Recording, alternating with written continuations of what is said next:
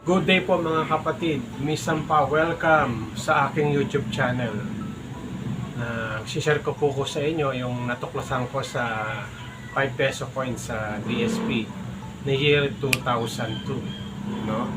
Ito po isa sa mga error coins na aking natuklasan. No?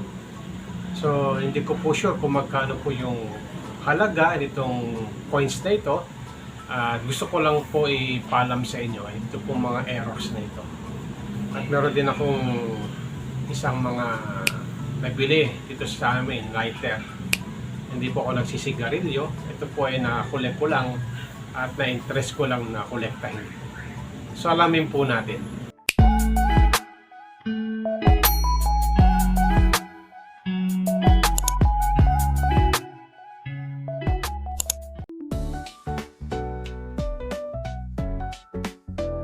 Magandang araw po sa inyo mga kapatid. Tatalakayin po natin dito yung BSP year 2002, no? Bago po ako mag-start, gusto kong share sa inyo itong mga sinaunang lighter. Ayan. Ayan. Meron pa ba kayo nito? Ito po yung nabili ko po dito sa amin sa lugar ng San Fernando, Pampanga. Ayan, mga sinaunang lighter. Ang presyo niya po ay 300. Yung gumagana pa po siya. Kulang lang siya ng liquid. Ayan, isa sa magandang koleksyon na aking nabili dito po sa lugar namin. Ito naman po yung lighter na kakaiba na aking nabili. Ayan. Welcome. Kasulat dyan, ano? Welcome Las Vegas. Ayan.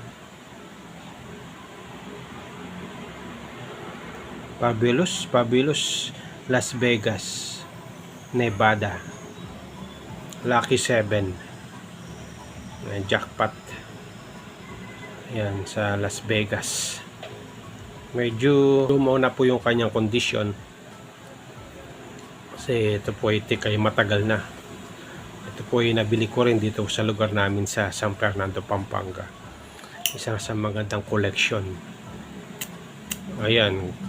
Gumagana pa rin po siya, no? Kulang lang siya ng fluid. Ayan.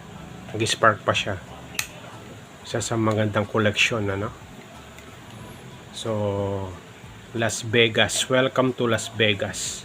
Fabulous Las Vegas, Nevada. Lucky 7. Ayan, Jaworski. Jackpot ka pagka meron ka nito.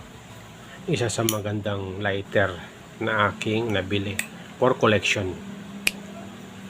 So magkano kaya kay Boss Toyo ito pagka ibinenta, no? So yun po, no, collection lang po yan na shinare ko po sa inyo. So dumako po tayo sa barya na aking tatalakayin. Dito po siya year 2000. Year 2002. Ayan. Ayan po ang kanyang itsura, no? Ayon po sa numista, ito po ay nagbi-mintage ng 11%. Reverse die 1. Ayan. So kung makita natin dito yung Republika ng Pilipinas, usually makikita mo sa year 2002 ganito, no? Parang namamaga yung kanyang itsura. At yung sa likod niya, ayan, yung codwheel niya ay maayos naman, no? Kita nyo po yung kanyang codwheel, no? Halos yung kanyang ngipin ay maliliit. At yung kanyang 1993 ay maliit din. Reverse die 1, no? Ang extra fine po nito sa numista ay nagpipresyo ng 35 pesos. Extra fine. Siguro yung uncirculated nito, yung magandang condition ay nasa 50 pesos. Kasi nasa 22 years na po ito eh. Year 2025 na po tayo. 23 years na po pala, sorry. Ayan. So dumako po tayo sa isang ito. Year 2002. Kung makikita po yung kanyang cadwell dito ay medyo nadikit na, no? Ito ay error kasi nga kung makita nyo po, no, yung kanyang cadwell dito ay nakadikit na dito. Dapat ganito siya eh. Ayan. Halos parehas po siya ng isa sa mga nahan ko rin sa year 20. Ayan. Halos ganoon din siya, nakadikit din po yung kanyang cadwell dito. Ayan. Error coins, no? Kasi kung makikita po natin dito yung normal, ito po yung normal. Kaya nakita nyo po yung cadwell niya nakahiwalay dito. Pero dito po sa error, ayan, nakadikit na po yung kanyang yung sa baba nito, ngipin niya nakadikit. Mapapansin niya rin po yung kanyang bundok at yung sinag halos dumikit na rin, ano? So kung makikita po natin dito, ito po yung kanyang normal. Pero dito po sa error, medyo nakadikit na po yung sinag niya, no? Isa po to sa mga nakulek ko rin na error coins dito sa year 2002. So hindi ko po nabili ito, so tinalaki ko lang po kung ano po yung error coins na akin napansin dito sa year 2002. Ayan. Kung papansinin nyo po yung kanyang Bangko Sentral, medyo malalaki rin yung kanyang pagka-print, matataba. Ayan. Isa pa sa mga nakita kong error coins ay ito. Ayan. Sa 2002, makikita nyo po yun, no? Medyo tumaba yung kanyang mga cadwell, no?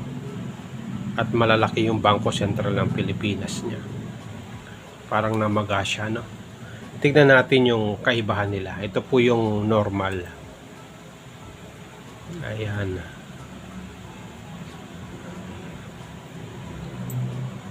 O, kita nyo po, no? Mataba po ito, mataba.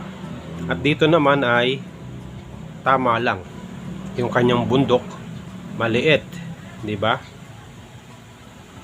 Ayan. Pero dito, kita nyo yung bundok niya, no? Nawala na po yung linya dito. At yung kanyang mga ngipin, matataba. Parang namaga siya, no? Ayan po, no?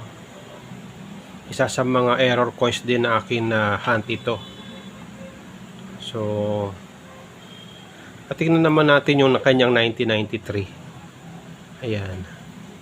Matataba rin ito, no? Isa dito. So, ayan, parang namaga yung kanyang pagka-print dito, no? At yung kanyang Bangko Sentral ng Pilipinas dito, payat. Pero dito, matataba. Ayan. Kasi kung titignan po natin sa Numista, reverse diamond lang po yung naka-record, no? Pakita mo nga yung 2002 sa Numista. Yan po, no? Yung reverse diamond niya is 11%. Marami-rami. Pero kung dito po makikita natin dito sa coins niya, magkaiba po sila, no? Ito po ay error coins, no, sa akin. Ayan. Year 2002. Kung makikita nyo po yung kanyang kulay, medyo iba, no? Ito po medyo maputla. Ito medyo parang gold ang kulay niya sa year 2002. Isa pa sa i-share ko sa inyo ay itong ayan 2002. I think ito po ay reverse die 2, no? Kasi medyo malalaki po yung kanyang cadwell o yung kanyang 1993. Ayan, kisa po dito ito maliit. Ito matangkad na malalaki. Wala pong record sa Numista yung reverse die 2 nito. Kasi kung makikita nyo po, no? Ito medyo maliit. Ito, medyo malaki na matangkad. No? Reverse die 2, 2002. Ayan. Sa mga kapatid po natin, so kayo na po ang maghusga sa coins na aking natalakay. No? Sa year 2002. Makikita nyo po talaga dito sa 5 piso, ganyan po yung kanyang pagka-print, no? Parang medyo matataba na.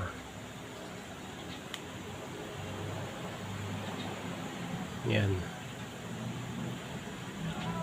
2002, 5 pesos. So ito po yung sa tingin ko na matindi yung pagka-error niya, no? Kasi malalaki po siya at nadikit na po yung kanyang mga buntok dito.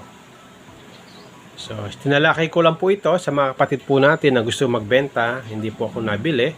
So tinalakay ko lang po yung error coins na aking na-hunt dito sa year 2002. Ayan.